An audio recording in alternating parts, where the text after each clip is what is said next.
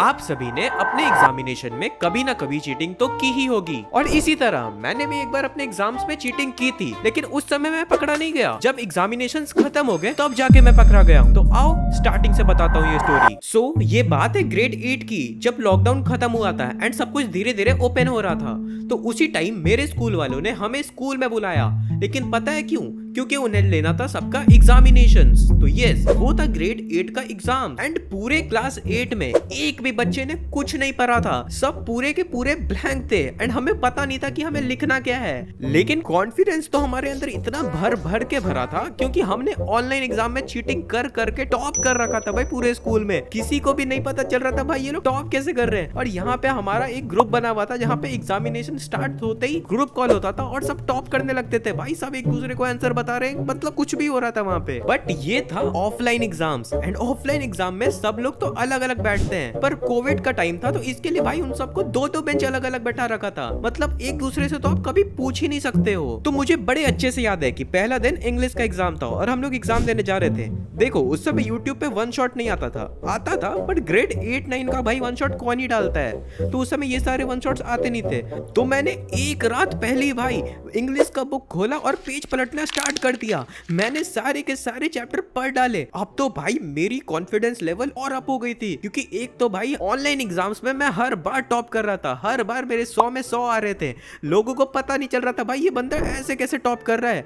और ये मेरा फर्स्ट ऑफलाइन एग्जाम था लॉकडाउन के बाद, तो मैं तो कॉन्फिडेंट था ही। और साथ में मैंने इतने बार बुक को पलट लिया कि मैं ओवर कॉन्फिडेंट का भी ओवर हो गया। मेरे को लग रहा था भाई इस पर तो मैं ही टॉप कर रहा हूँ भाई, कुछ भी हो जाए। सो अगले दिन जैसे ही मैं स्कूल पहुंचा, सारे बच्चों को दो दो सीट छोड़ के बैठाया गया, क्योंकि भाई कोविड था एंड सरकार का ऑर्डर था कि कोई भी साथ में नहीं बैठ सकता है। तो भाई इसका भाई मस्त फायदा उठाया स्कूल वालों ने। लड़कों का एग्जाम एक दिन ले रहे थे और लड़कियों का अगला दिन। तो उन्होंने हम सारे लड़कों को एक दिन बुलाया और सबको दो दो बेंच के गैप में बैठा दिया। और भाई जैसे ही पेपर आया भाई मेरी लिटरली फट के 24 हो गई, क्योंकि मुझे पता ही नहीं था कि भाई पूछ क्या रहा है। मैं तो ए फॉर एप्पल पढ़ के आया था, ये a+b का होल स्क्वायर क्यों पूछ रहा है मुझे इंग्लिश के पेपर में। भाई मैं क्या ही बताऊं, मेरी अलग ही लग चुकी थी वहां पे। एंड मेरे बगल वाले बच्चे जो मेरे से 2 बेंच छोड़ के बैठे हुए थे साइड में, भाई उस बंदे का गट्स देखो। उसने अपने इंग्लिश बुक के पेजेस ही फाड़ लिए और उसे एग्जाम हॉल में लेके आ गया भाई वो। एंड जैसे एग्जाम स्टार्ट हुआ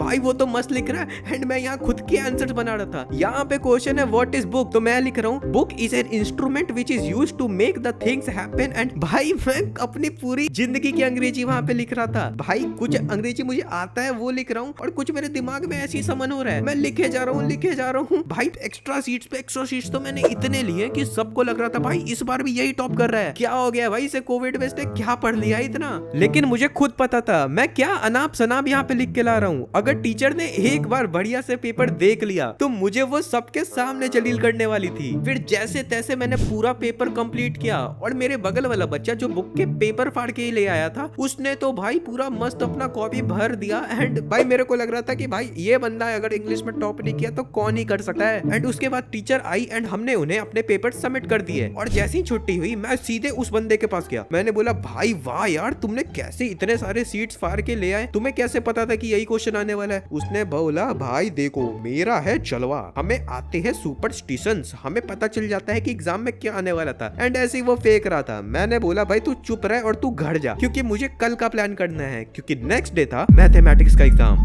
मैथमेटिक्स एक ऐसा सब्जेक्ट जो है टॉपर्स का प्यार और बैक बेंचर्स की मौत। और मैं तो भाई था एक एवरेज बच्चा, मुझे उससे प्यार भी नहीं होता है, ना ही मुझे उससे मौत आती है। मैं तो बीच में ही लटक के रह गया हूँ यार। एंड मैं उस सब्जेक्ट को पढ़ूं तो पढ़ूं कैसे, क्योंकि मुझे ये भी नहीं पता a+b का होल क्यूब क्या होता है। क्या होता है a3+b+3ab, यही होता है ना। तो देखो मुझे करना था एग्जाम्स में चीटिंग, क्योंकि मेरे को पता था अगर मैं मैथ्स खुद से पढ़ के लिखूंगा तो मैं फेल हो जाऊंगा। इससे अच्छा चीटिंग ही कर लेता हूँ, कुछ ना कुछ नंबर तो आ जाएगी ना। तो मैं घर जाता हूँ एंड यूट्यूब खोलता हूँ एंड मैं वहाँ पे 5 मिनट्स क्राफ्ट के देख रहा हूँ चीटिंग करने के ट्यूटोरियल्स। एंड तुम्हें पता ही है भाई 5 मिनट का क्या ही बताता है भाई। तुम अपने जूतों के अंदर अपने किताब को लेके चले जाओ, भाई किताब अटेगा भी जूतों के अंदर। मैथ्स का बुक तो ऐसे ही मोटा होता है, हील बन जाएगा भाई वो हील। बट जैसे तैसे मैंने देखा, मेरे को कुछ समझ नहीं आया। तो फिर मैंने खुद से एक प्लान बनाया कि मैं सारे बुक का फॉर्मूला लिख लूंगा एक शीट के ऊपर और सारे एग्जांपल्स एक बार पलट लूंगा। इससे मेरे को जो भी क्वेश्चन आएगा वहां पे मैं फॉर्मूला लिख के जैसे तैसे आंसर ले आऊंगा। जाऊंगा, मुझे स्टेप मार्किंग तो मिल ही जाएगी। फिर मैंने बुक पलटना स्टार्ट किया एंड भाई मेरे को बुक में समझ ही नहीं आ रहा था कि लिखा हुआ क्या है, मेरे को कुछ फॉर्मूला ही नहीं समझ में आ रहा था। तो फिर एट लास्ट मैंने सोचा कि नहीं भाई बुक से नहीं होगा, तो मैंने यूट्यूब पे ऐसे ही मैं स्क्रॉल कर रहा था, फिर मेरे को दिखा एक मैथ्स का 8 क्लास एडवांस क्वेश्चंस। मैंने बोला भाई एडवांस क्वेश्चन है, अगर मैंने यहाँ के चीट्स बना लिए तो भाई मेरे को एग्जाम में कोई रोक नहीं सकता है। हाँ वो वन शॉट नहीं था लेकिन वहाँ पे क्वेश्चन पैटर्न्स थे। तो मैंने उस वाले वीडियो को खोला और उस वाले वीडियोस में जितने फॉर्मूला उन्होंने बताए थे वो सारे मैंने एक पेपर पे लिख लिया और मैं समझ गया कि किसको कैसे यूज करना है। एंड उसके बाद भाई मेरा कॉन्फिडेंस लेवल इतना हाई हो गया था कि मुझे लग रहा था कि मुझे 100 में 100 आ जाएगा। उसके बाद अगले दिन जब मैं अपने एग्जामिनेशन हॉल में गया, वहां पे मैंने देखा क्वेश्चन, मैंने क्वेश्चन को देखा और बोला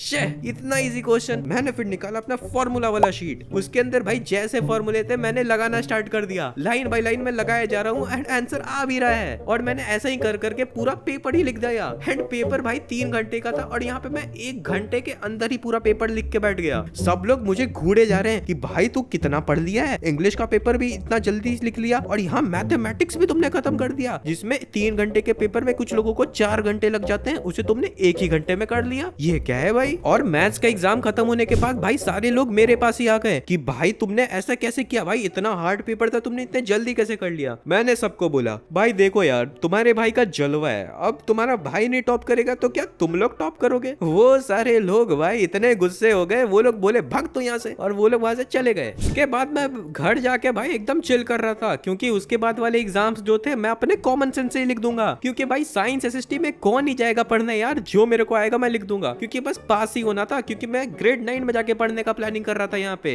एंड इसी तरह मेरा पूरा का पूरा एग्जाम्स खत्म हो गया। लेकिन उसके बाद 2-3 दिन तो सब कुछ सही हुआ, फिर स्कूल से आता है एक मैसेज कि टीचर तुम्हारे पेपर्स तुम्हारे सामने ही चेक करेंगे, जिससे तुम पता चलेगा कि तुमने कितना पढ़ाई किया है लॉकडाउन में। एंड मेरी जो उस टाइम फटी है, मुझे लग रहा था अगर वो मेरे से कुछ पूछ देगा तो मैं तो उसे बता भी नहीं पाऊंगा भाई, अगर मेरे सामने वो चेक कर रहा है भाई। और स्कूल वालों ने कंपलसरी कर दिया था आना, कि जब तक तुम नहीं आओगे तब तक तुम्हें प्रमोट ही नहीं करेंगे। भाई ये क्या बात हुआ। फिर मैंने बोला दिल में है जज्बा, अब अपन जाएंगे स्कूल एंड अपना कॉमन सेंस यूज करके टीचर को आंसर देंगे। उसके बाद मैं स्कूल जाता हूँ एंड टीचर सारे बच्चों को एक एक करके बुला रही थी एंड पेपर चेक कर रही थी। फिर बारी आई मैथ्स के पेपर की, और मैथ्स के पेपर के लिए मैम ने मेरे को बुलाया कि आओ यहाँ पे तुम्हारा पेपर चेक करते हैं। फिर मैं जाके वहाँ पे एक कुर्सी पे बैठा एंड मैम ने पेपर चेक करना स्टार्ट किया। पहले ऑब्जेक्टिव तो सारे लगभग सही थे, उसके बाद आते हैं लॉन्ग क्वेश्चंस। टीचर ने मेरे लॉन्ग क्वेश्चन का क्वेश्चन नंबर 1 ही देखा, उसमें वो पूछ रहा था अगर गाड़ी x kilometre per hour speed से जा रही है तो उसका डिस्टेंस कितना होगा। और मैंने लिटरली वहाँ पे 11-12 के फॉर्मूलाज लगा के आए थे।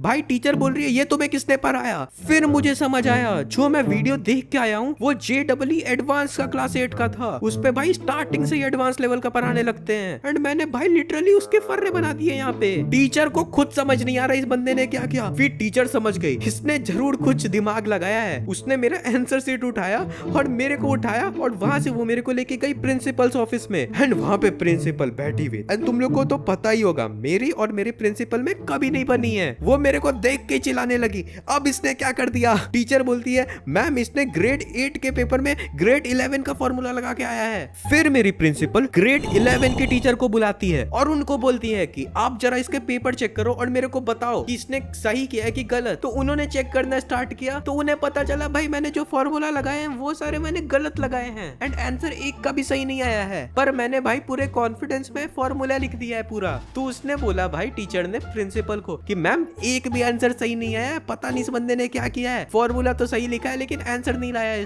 फिर प्रिंसिपल समझ गई कि मैंने जरूर यहाँ पे कोई दिमाग लगाया एंड मैंने ग्रेड 11 के फॉर्मूलाज डाल दिए हैं। तो उसने खोला कैमरा और कैमरा से उसने खोला मैथ्स वाले एग्जाम के दिन वाला रिकॉर्डिंग, और रिकॉर्डिंग में उसे पता चल गया कि मैंने चीटिंग की है। भाई उसके बाद जो उसने सुनाया है मुझे, भाई मुझे आज तक याद है कि मैं उसे रिवर्स कुछ बोल भी नहीं पा रहा था, उसने मेरे को इतना सुनाया है। उसके बाद उसने मेरे पेरेंट्स को भी बुला के सुनाया है। भाई अगर मुझे पहले पता रहता कि भाई इतना दिक्कत होने वाला है तो मैं भाई बुक से ही पढ़ लेता ना, कम से कम ये सब तो नहीं होता। तो गाइस आप लोगों को कैसी लगी ये वीडियो बताओ कमेंट सेक्शन में। वीडियो पसंद आई तो लाइक करना, नहीं पसंद आई तो डिसलाइक भी कर सकते हो। मैं मिलता हूँ आप लोगों से एक और न्यू वीडियो के साथ, तब तक के लिए thanks for watching and bye bye.